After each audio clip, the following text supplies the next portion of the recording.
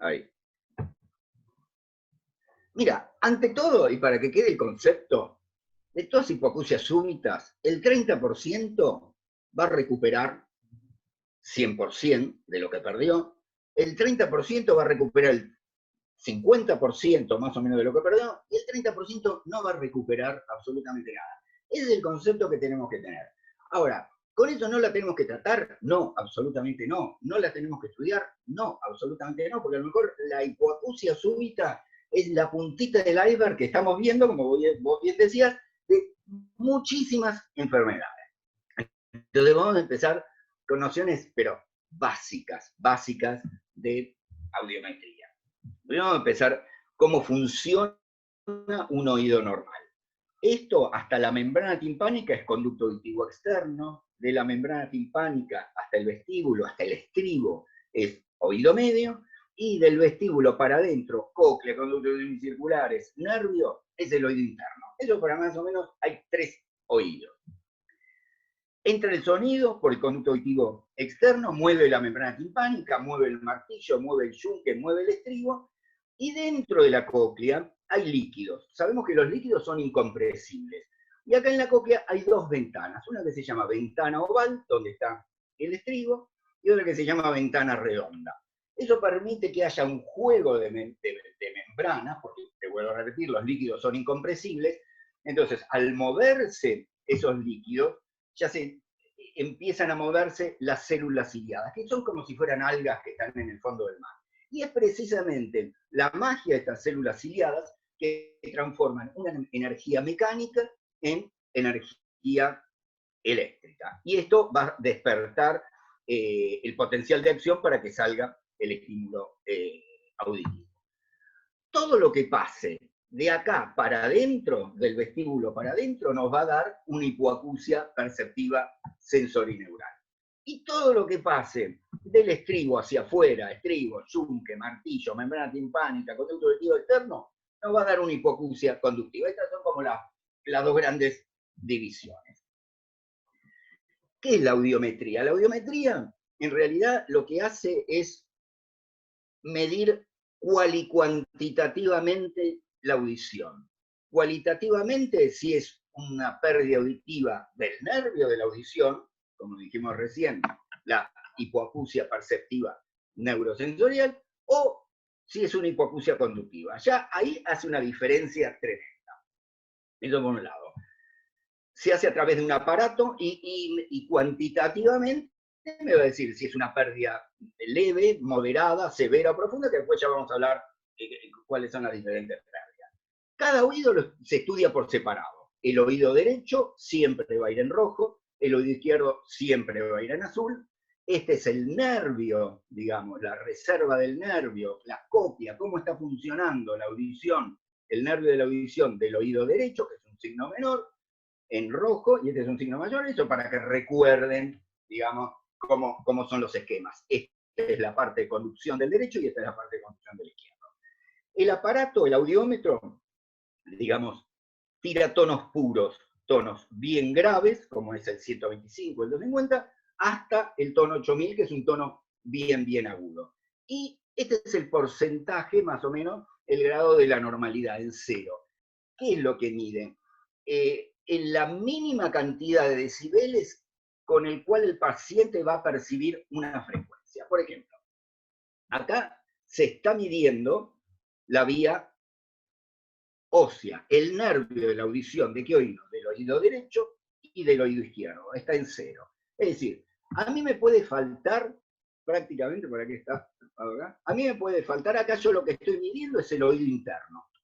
A mí me puede faltar todo el oído externo, la cadena osicular, no tener oído medio y tener un nervio de la audición totalmente normal.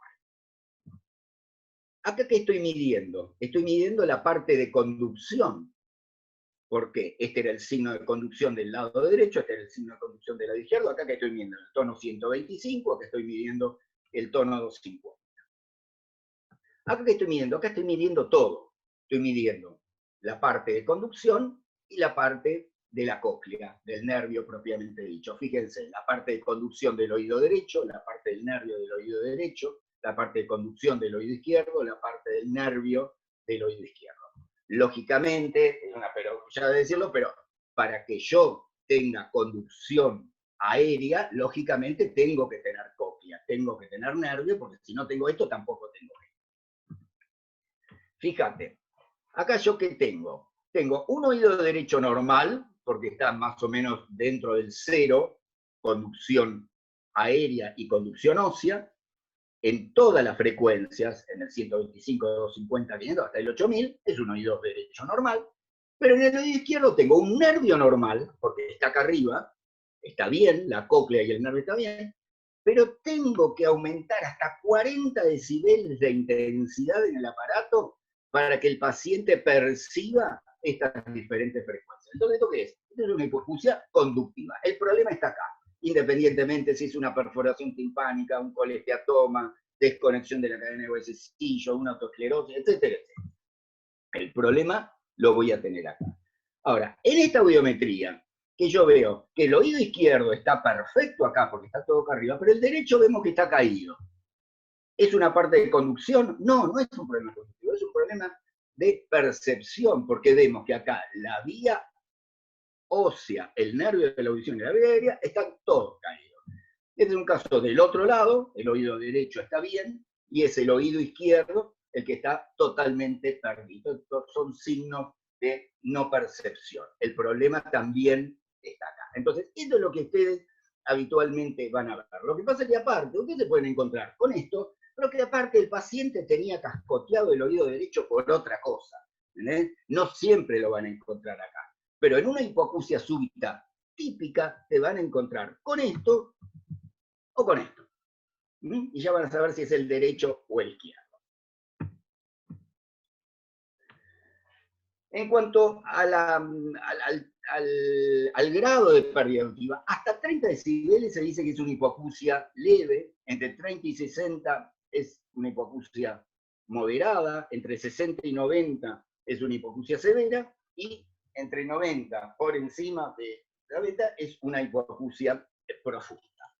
Fíjense, a ver, acá, fíjense, si tenemos una hipoacusia moderada, de acá para arriba no vamos a escuchar todo esto. A ver, ¿qué cantidad de decibeles hay en, qué sé yo, en Callao y Quintana? Actualmente debe haber 85 decibeles en época de pandemia. En época de normalidad debe haber 120 decibeles, para que más o menos tengamos una idea de lo que estamos hablando.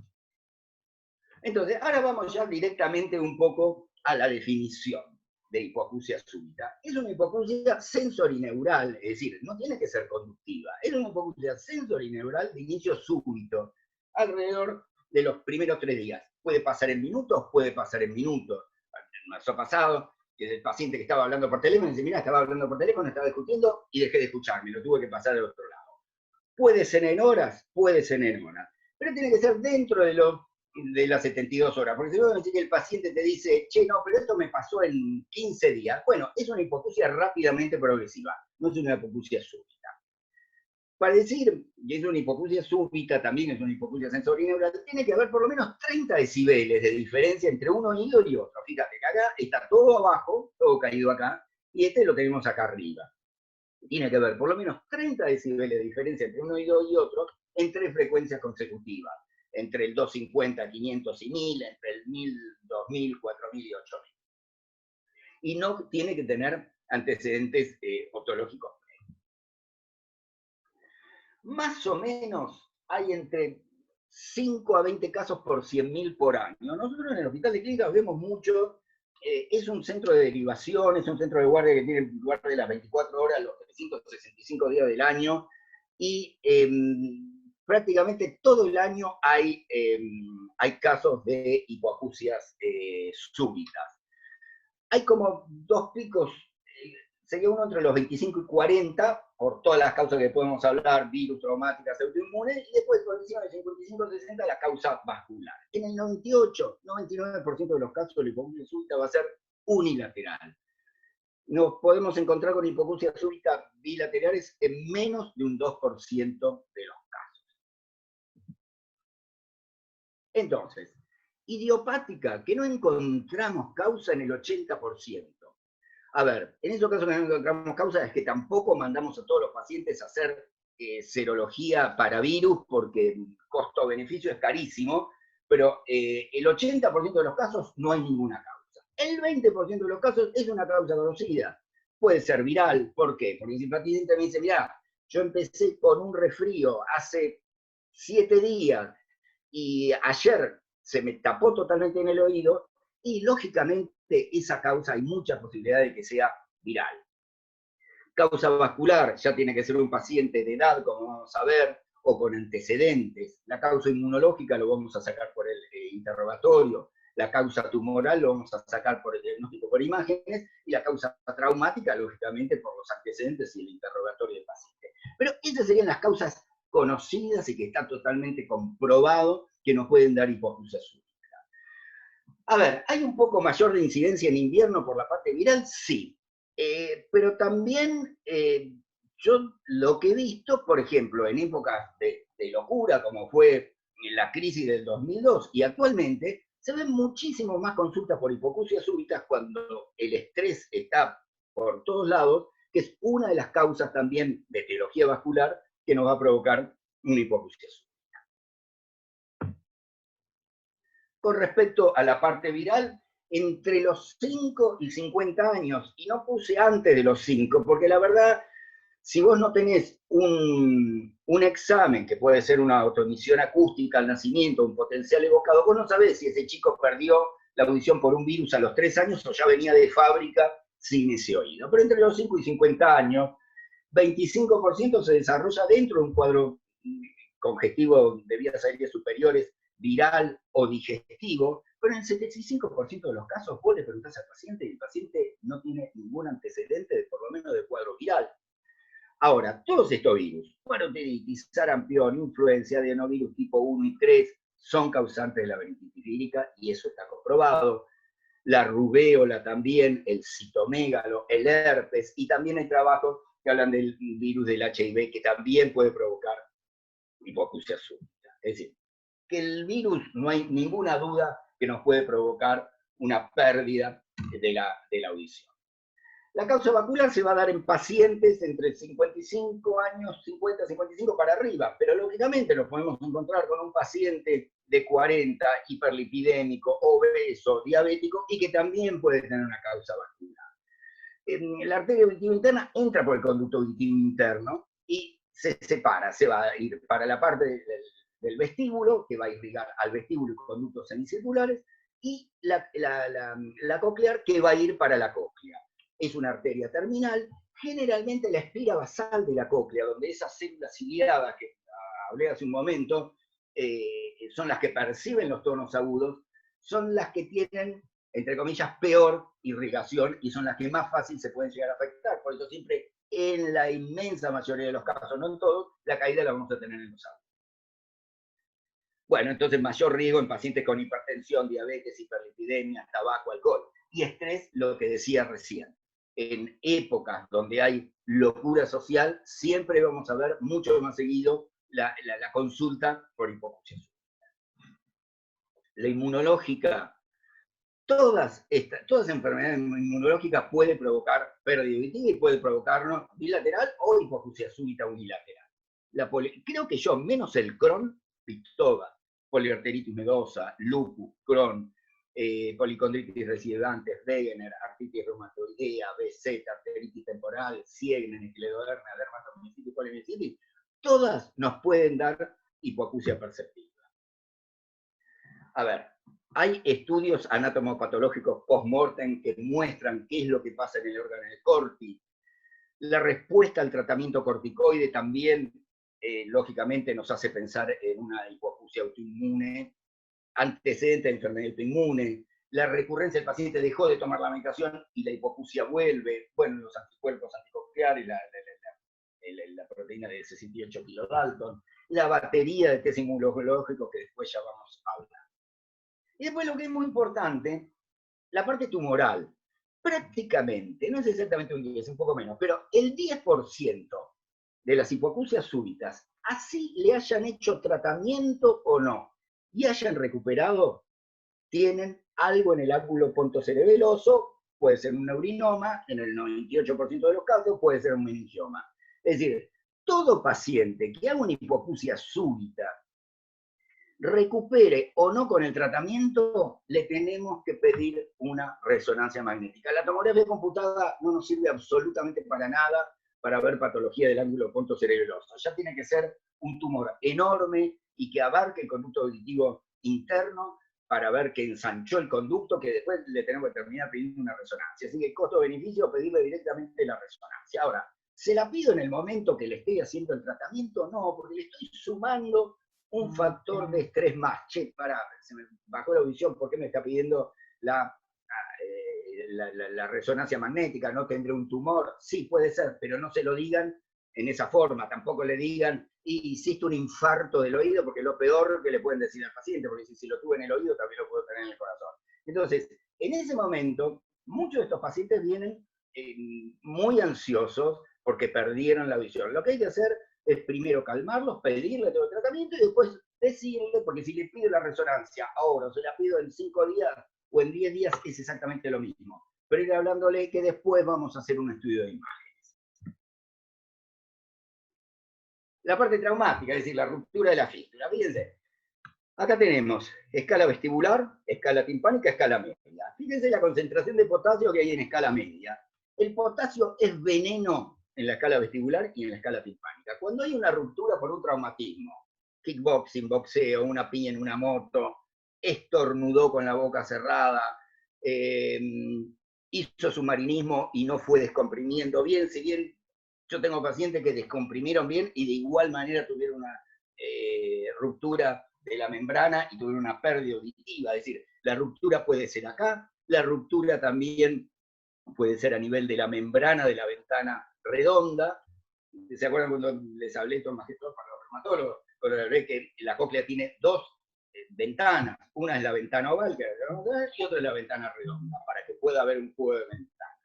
Y este era un traumatismo de un chico que tuvo un golpe fuerte, que tuvo una pérdida auditiva, quedó con cuadro vestibular y fíjense cómo el estribo estaba roto. Es decir, que la teoría traumática para la hipoacusia súbita está totalmente demostrada. No es algo que haya que demostrarlo, mucho menos. Entonces, la clínica. La clínica va a ser un paciente que va a consultar. No te va a decir que tiene una sensación de taponamiento, te va a decir que no escucha de ese lado, que se pone el teléfono de ese lado, de un lado lo escucha y del otro no, de aparición brusca, dentro de las primeras 72 horas, en frecuencias conversacionales entre el 250 y el 4000, no tiene que tener, en principio, antecedentes patológicos. El 60% de los pacientes te van a decir, sí, tengo una hipoacusia y un zumbido. Puede ser porque la audición va cayendo, y al ir cayendo la audición, zumbidos que habitualmente están ensordecidos por el medio ambiente, empiezan a aparecer. Muchas veces el zumbido empieza a preceder a la hipoacusia precisamente por eso, porque empezó a caer la audición y el paciente empieza a percibir el zumbido y le está dando más importancia en ese momento al zumbido. Síndrome vertiginoso, casi el 40% de los casos. 10% de esos cuadros que te van a decir, mira, me bajó la audición y empecé con un cuadro vertiginoso terrible, va a ser incapacitante, el paciente va a tener que estar agarrado así. La recuperación es mucho más rápida en una persona de 25 años que en una persona de 65 o 70, porque la compensación vestibular va a ser mucho más rápida en el joven que en el adulto mayor. Lo que hay que hacer ahí es también no solamente medicarlo, sino calmarlo al paciente y decirle que hay muchísimas posibilidades que ese cuadro vertiginoso, con el correr de los días o de las semanas, va a desaparecer, porque va a desaparecer, no le va a quedar de por vida, ni muchísimo menos.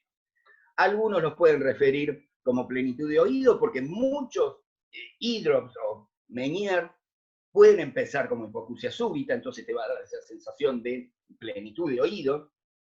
Y algunos pacientes aparte te lo pueden referir como distorsión sonora, como dolor ante ruidos fuertes, molestia ante ruidos fuertes, la hipoacusia, que como percibir dos sonidos iguales como diferentes. Entonces, el diagnóstico es fundamental, el interrogatorio, cuándo empezó, qué estaba haciendo, qué medicación toma. Es fundamental la automicroscopía, ver que no tenga ningún tapón de cera, que no tenga moco en el oído, que no tenga una perforación del oído. El oído tiene que estar perfecto, tiene que estar ventilado, membrana timpánica íntegra. Ahí le vamos a hacer, después voy a mencionar los diapasones, aunque tengan un diapasón 1000, más o menos me va a dar cierta orientación. La audiometría y la logoaudiometría son importantes, después le podemos pedir impedancio, se pueden pedir potenciales evocados eventualmente, electroelectrocardiografía si el paciente sigue mareado, una electrococriografía si el paciente pensamos que tiene un Meniere, el laboratorio que lo vamos a pedir, y resonancia siempre. Entonces, lo que les decía recién, la imagen automicroscópica tiene que ser impoluta, un oído con una membrana timpánica íntegra y un oído medio ventilado. Acá vemos que hay aire, el martillo, el yunque y el estribo, la ventana redonda acá. Diapasones, no hace falta que tengan todos los diapasones, con el diapasón 1000 se lo hacen morder al paciente o se lo apoyan acá y le dicen para dónde se va el sonido. Si este oído, que es el oído afectado, está con una hipoacusia perceptiva, el paciente te va a decir que lo oye del lado bueno. ¿Por qué? Porque de este lado no tiene cóclea. Entonces, eso es un método rápido y sencillo, muy, muy burdo, pero por lo menos nos ubica de qué tipo de pérdida auditiva es, suponiendo que, lógicamente, el otro oído también sea normal. Entonces, ¿qué tipo de pérdida auditiva voy a tener? Puede tener una caída acá en los graves, puede tener una caída acá que se llama curva plana, porque fíjate, en todas las frecuencias está igual. Puedo tener acá una caída en los agudos, que son las peorcitas. Puedo tener una caída que se llama curva en palangana, que dentro de todo recupera, o puedo tener una pérdida total. No siempre la hipoacusia súbita tiene que ser una pérdida total. Puede ser que perdí un 30%, un 50%, o puede ser, como en este caso, que perdí el 100% de la audición. El protocolo de audiología, primero el diagnóstico. Ahora, yo voy a esperar a hacerle el tratamiento, porque, a ver, no todos tienen una audióloga a mano.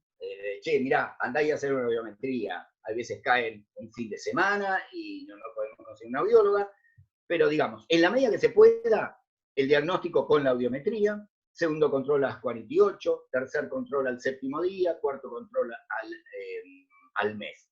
Ahora, muchas veces vienen y dicen, che, pará, no le podemos hacer el control del séptimo día. A ver, no es que porque yo le haga más audiometría el paciente se va a curar más o menos. El paciente se va a curar, depende del tratamiento que le haga independientemente. Esto es simplemente para tener un control y después poder hacer una estadística.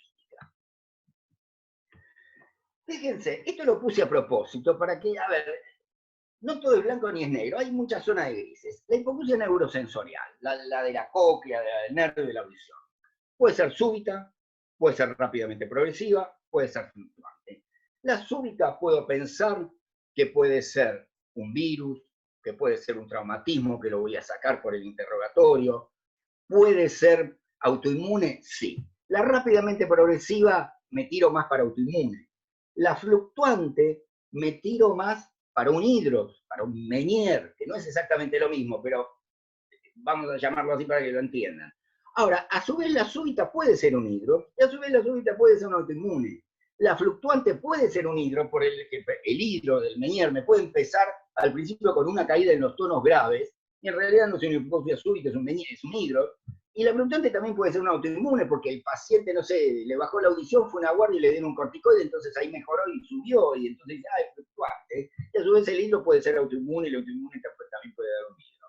Entonces, no es todo blanco y negro, es fundamental el interrogatorio y los exámenes que le vamos a pedir al paciente para más o menos descartar una serie de patologías o afirmarlas.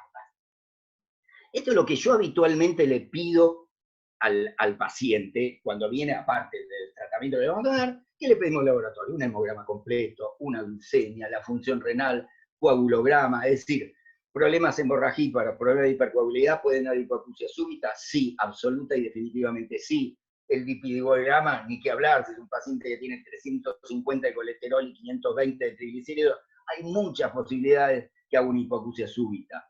Proteína C reactiva, eritro, la FTA y la BDRL, muchos de los pacientes con sífilis tienen hipoacusias súbitas, un T3, T4, TSH, también se lo pidió porque hay asociación, no de hipoacusia súbita con problemas tiroideos, pero sí de hipoacusias bilaterales perceptivas con problemas tiroideos.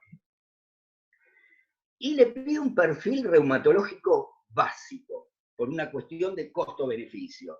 Eritro y PCR, factor antinuclear, ANCA-CIP, factor reumatoideo, complementemia total, fracción C50, C3, C4, IgG, IgM, IgA y anticuerpos anticoagulares. A ver, si el paciente tiene algo reumatológico, alguna de estas cosas, o por lo menos en el 98% de los casos, me va a tener que dar positivo.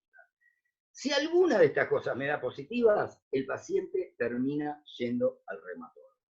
Y si mismo sospecho, siendo esto negativo, que podría llegar a tener alguna enfermedad, la consulta con el reumatólogo es fundamental. A ver, no como vidrio, no se lo pido a todos los pacientes, pero si tiene una paciente joven que tuvo un infarto a los 32 años, o que tiene abortos espontáneos a repetición, o que hizo un accidente cerebrovascular, y voy a pensar a lo mejor ahí en un síndrome antifosfolipídico y le voy a pedir esto, IgG y IgM, anticardiolipinas y inhibidor.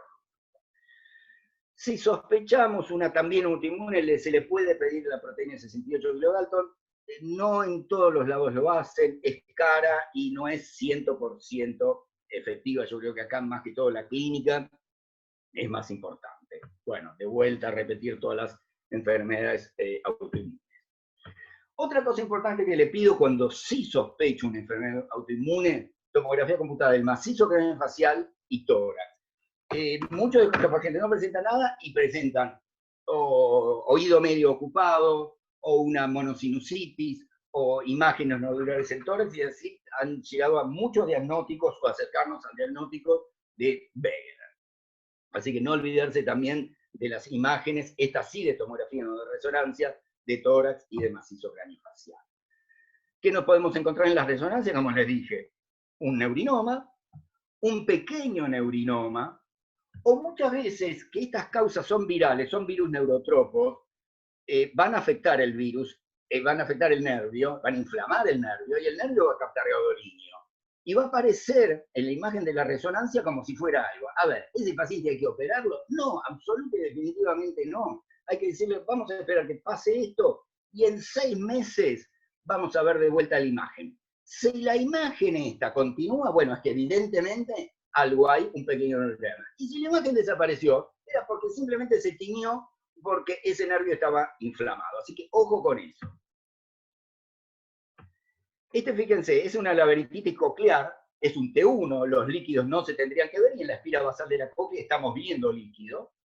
Acá es una cóclea que está captando la espira basal media y apical, está captando líquido, también es una laberintitis, y es un T1 que en principio no se tendría que ver, si la comparamos con la otra. Y esta es una hemorragia laberíntica. Vieron que cuando hablamos de diátesis hemorrágica, pedirle un coagulograma porque es importante, ya sea la hipercoagulabilidad o la hipocoagulabilidad, esa niña nos pueden dar una hipoacusia súbita. A ver, esto lo meto así como miscelánea. Este gen, que es el 1555A, es la susceptibilidad a aminoglucósido. Es decir, puede ser, y nosotros hemos visto pacientes que se venían colocando gotas de genitamina durante años en un oído perforado y no les pasaba nada, y otro paciente que le indicaron gentamina se colocó 2 gotas y se quedó totalmente sordo. Eso es por esto, una susceptibilidad aumentada a los aminoglucósidos de origen de causa genética, que es otro test que se puede llegar a pedir. Entonces, diagnósticos diferenciales, cerumen impactado, otitis media crónica, otopatía serosa, lo saco por la automicroscopía. No necesito ninguna otra cosa. Lo miro y ya sé qué tiene. Enfermedad de Menier, por el interrogatorio, el paciente va a referir la sensación de plenitud aural, el acúfeno, la hipoacusia fluctuante y los cuadros vertiginosos. Las traumáticas las saco, lógicamente, por el interrogatorio, y las tóxicas, los nervios también lo voy a sacar por el interrogatorio, qué medicación estuvo tomando. ¿Hay factores pronósticos? Sí. Más allá de los factores pronósticos, acuérdense, 30% recupera, 30% recupera un 50% y 30% no recupera. ¿Cuáles son los de peor pronóstico? Esas curvas que tenían caída en los agudos. Esas curvas que no cayó 30 decibeles, cayó 90 decibeles la audición. Vértigo, acúfeno, cefalea. ¿Eso qué nos quiere decir todo esto? Que el cascote que le pegaron a la cóclea fue mucho más grande. Ese virus, esa placa de ateroma, esa hipoxia, lo afectó mucho más. El comienzo tardío, lógicamente, es de peor pronóstico, y también, lógicamente, de peor pronóstico un paciente de 75, 80 años que un paciente de 15 o 20. Mejor pronóstico cuando la caída es en graves, cuando afectó 30 decibeles, no afectó 70 decibeles, cuando no tuvo ninguna de estas cosas y cuando el tratamiento es precoz, bien joven. Pero fundamentalmente, acá la diferencia la hace el tratamiento. Si empecé el tratamiento en las primeras horas de aparecido, o empezó el tratamiento a la semana, o a los 15, a los 30, o a los 90. Fíjense, el paciente de 25 años, tiene una caída acá en los agudos. Al día 30 recuperó, y sí, recuperó esto. ¿Este oído le sirve? A ver, con los tonos agudos yo discrimino. Es el caballo de batalla, la discriminación para los reumatólogos. Una cosa es que yo escuche un ruido, que yo escuche que me están hablando. ¿Qué dijiste? Algo me dijiste, pero no discriminé.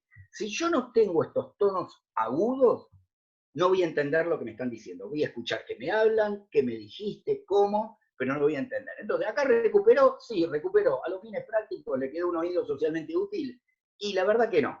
Porque si el paciente está recibiendo un ruido del lado derecho y le están hablando del lado izquierdo, prácticamente es el paciente de discriminación de la palabra bajó muchísimo. Pero bueno, algo recuperó. Fíjense, también una caída peor, recuperó el día 30, no recuperó, acá estamos hablando que se le hizo tratamiento y todo. Esta curva en palangana, que habíamos dicho que eran las que tenían buenos pronósticos, se hizo el tratamiento y recuperó. Esta curva con caída en agudos, se le hizo el tratamiento y recuperó. Acá, caída en agudos, en graves, en graves, un poquito en agudos, pero fue esta caída y el paciente recuperó. Es decir, que podemos tener una idea del pronóstico de acuerdo al tipo de caída. Fíjense, la recuperación espontánea, lo que les decía, o 100% o 50%, casi el 65%. Ahora, recuperación espontánea, 65% en el mejor de los casos, versus corticoide, ya sea oral y o intratimpánico, la subimos casi al 89%. ¿Es estadísticamente significativo? Sí, absoluta y definitivamente sí. El tratamiento que hacemos es meprednisona, 1 miligramo por kilogramo por día, lógicamente en dosis de 7 la primera semana, después la segunda semana la mitad, la tercera semana disminuyéndola. ¿Se le puede dar pentoxifilina? Sí. ¿Hay estudios que realmente muestren la eficacia de la pentoxifilina? Nada, digamos, significativamente objetivo. Lógicamente, si es un paciente que tiene problemas vasculares y todo, estaría más tentado a dársela. Tiene muchos efectos adversos y es cara. Lo que sí o sí, omeprazol, hay que darle, omeprazol o el que quiera, hay que darle cobertura gástrica. Y ansiolíticos yo le doy mucha importancia. Darle, si el paciente está un poco inestable, darle Valium, o eventualmente darle diazepam, o eventualmente darle alprazolam, como para bajar un poquitito la ansiedad, y sobre todo contener al paciente. Los corticoides, en cuanto a toda la teoría de la viral, la autoinmune, la traumática, la vascularidad, en todos los casos sabemos que va a disminuir la respuesta inflamatoria porque actúa a través de los receptores citoplasmáticos, porque actúa a través de la permeabilidad alterada. Este esquema lo saqué en realidad es para implante coclear, pero digamos, toda nota que inflame el oído interno va a producir un incremento de la permeabilidad vascular, va a haber un aumento de células mononuclear con infiltración de macrófagos, fibroblastos, van a empezar todos los factores proinflamatorios para que terminen con la apoptosis, nos va a fibrosar esa cóclea. Es decir, en la medida que podamos dar corticoides, el tratamiento es mucho mejor y va a afectar muchísimo menos lo que va a pasar en la cóclea que si no se lo da. A ver, puede ser que te consulte un paciente porque hace 30 días, o hace 2 meses, o hace 3 meses, Ahí yo le haría el mismo esquema, le daría corticoides, no pierdo absolutamente nada, salvo que tenga una contraindicación. Si es muy tardío, ya le hablo con el paciente. A ver, tampoco se puede ir en contra de las leyes y las reglas de la naturaleza. Si pasaron 90 días y el paciente no recuperó, es raro que recupere con el tratamiento que haya. Algunos hablan de mayores de 60 años, la vitamina D y el calcio. No hay trabajos, digamos, que muestren realmente que esto realmente es así, pero algunos sí, y siempre, siempre el protector gástrico. Entonces el corticoide si lo podemos dar oral, como dije recién. Endovenoso, lo tengo que estar internando, no tiene mucho sentido, pero sí lo que estamos usando mucho, transtimpánica. Como tratamiento inicial no me gusta mucho, pero sí puede ser, o como tratamiento inicial más el corticoide sistémico, si no hay ninguna contraindicación, o ese paciente que vino un mes después y recibió corticoide y no anduvo, entonces le hacemos un corticoide de rescate. Ahora hablamos dos palabras. Entonces, la corticoide intratimpánico va a tener altas concentraciones en la perilinfa, que ahora vamos a hablar de cómo es, que les vuelvo a repetir, tratamiento inicial o combinado corticoides oral más la inyección intratimpánica y el tratamiento de rescate. ¿Cómo es? El paciente va a estar en decúbito supino, la cabeza va a estar flexionada hacia el lado sano, como si estuviéramos viendo el oído en el microscopio. Fenol, que es una sustancia que produce una vasoconstricción, lo colocamos con un algodoncito, le hacemos un agujero en la membrana timpánica, un agujero de más o menos la cabeza o 2 cabezas de alfiler en el cuadrante posterior. Tiene que estar 20 minutos en el consultorio sin hablar, que a veces es difícil con el paciente, y no tiene que diluir. El fármaco que infiltrar es este. A mí me gusta este, que es el fosfato sódico de hexametasona, que es el de Cadron Shock. ¿Por qué? Porque por mililitro tengo 20 miligramos por mililitro. Hay veces no se consigue, el paciente no lo puede pagar, entonces, bueno, fosfato disódico de hexametasona que tiene 4 miligramos por mililitro. Lo tengo que diluir en una jeringa de disciplina, 0,9 del corticoide y 0,1 mililitro del carbonato líquido, porque el corticoide per se da un poquitito de ardor en el oído medio. La aplicación se la puedo hacer cada 48 o 72 horas, depende de dónde vive el paciente, una serie de factores, durante 3 semanas. No necesitamos grandes cosas, necesitamos el fenol, el corticoide, un espéculo, una micropinza, algo para hacer el agujero y la jeringa de insulina. Y acá se hace en consultorio externo, no necesita internación ni nada. Entonces, este es un oído, que acá vemos que hay 2 posibilidades. Yo le puedo hacer la perforación e instilarle el corticoide y decir, venía a verme en 48 o 72 horas, y esta perforación a lo mejor en 48 o 72 horas se cierra, y le tengo que volver a hacer el agujero. Otra posibilidad es colocarle un diábolo que me va a mantener el orificio ese para que el paciente no le tenga que estar volviendo a hacer el agujero, y si el paciente vive lejos, decirle que él mismo se instile las gotas con un frasco gotero. Las ventajas tienen menos efectos adversos que los corticoides, porque no le estamos dando dosis baja de corticoides, le estamos dando 1 miligramo por kilogramo de peso. Esto tiene altas concentraciones en el oído interno, es una terapia directa al oído afectado, y sobre todo lo guardo para pacientes que tienen contraindicaciones absolutas para los corticoides, como por ejemplo un diabético que le tendrían que estar modificando todo el esquema de insulina, entonces ahí no.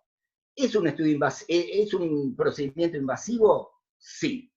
Entonces, lo reservo para los casos que tengo que dar corticoides, pero el paciente tiene una contraindicación importante, o en caso de rescate. Las desventajas, un poco de dolor, nada terrible, que puede quedar ahí, hay un 5% de posibilidades que quede una perforación timpánica, que bueno, esto se puede arreglar, riesgo de otitis, y que queden con un ligero cuadro vertiginoso en el momento que le estamos instilando el corticoide. Por eso es importante que alguien tenga la ampollita de corticoide 5 minutos en la mano para entibiarla, para cuando entre al oído medio esté a la misma temperatura. Entonces, conclusiones ya con esto terminado. Alto índice de sospecha sobre todo enfermedad autoinmune, problemas vasculares y sobre todo pedir siempre, siempre imágenes, porque más de una vez nos vamos a llevar una sorpresa.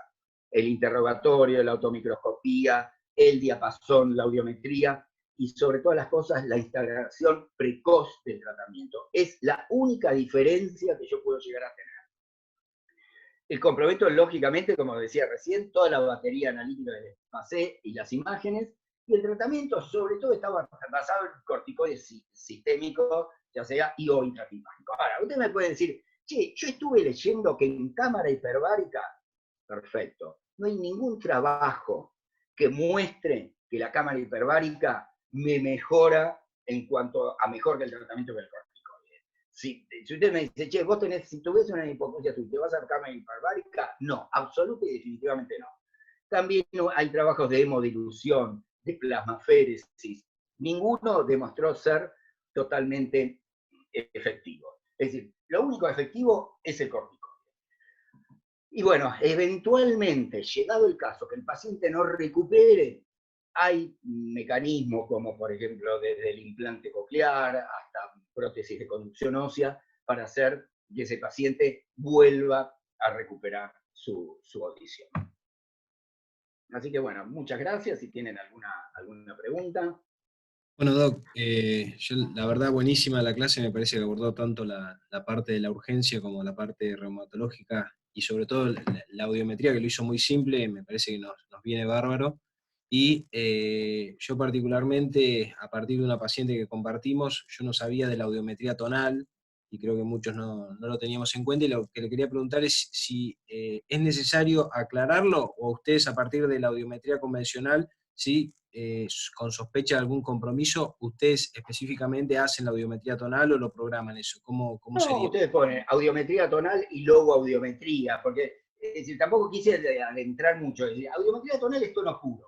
A ver, yo por la logoaudiometría no voy a hacer ni más ni menos diagnóstico de una hipoacusia súbita. Ya con la audiometría tonal lo tengo. Lo que pasa es que siempre pedimos el par. Y si está la audióloga, bueno, la audióloga hace la audiometría tonal y la logoaudiometría. Es como el par, o un par radiológico, mentonazo por mentonazo. Bueno, esto es audiometría tonal y logoaudiometría.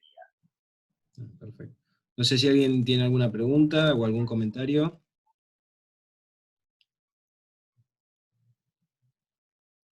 Bueno. No, hola doctor, buenos días, yo soy la doctora Verón de Reumatología. Quería darle las gracias por la charla excelente, creo que nos aclaró un montón de cosas. Para nosotros es muy importante este intercambio y la verdad estamos muy, muy agradecidos.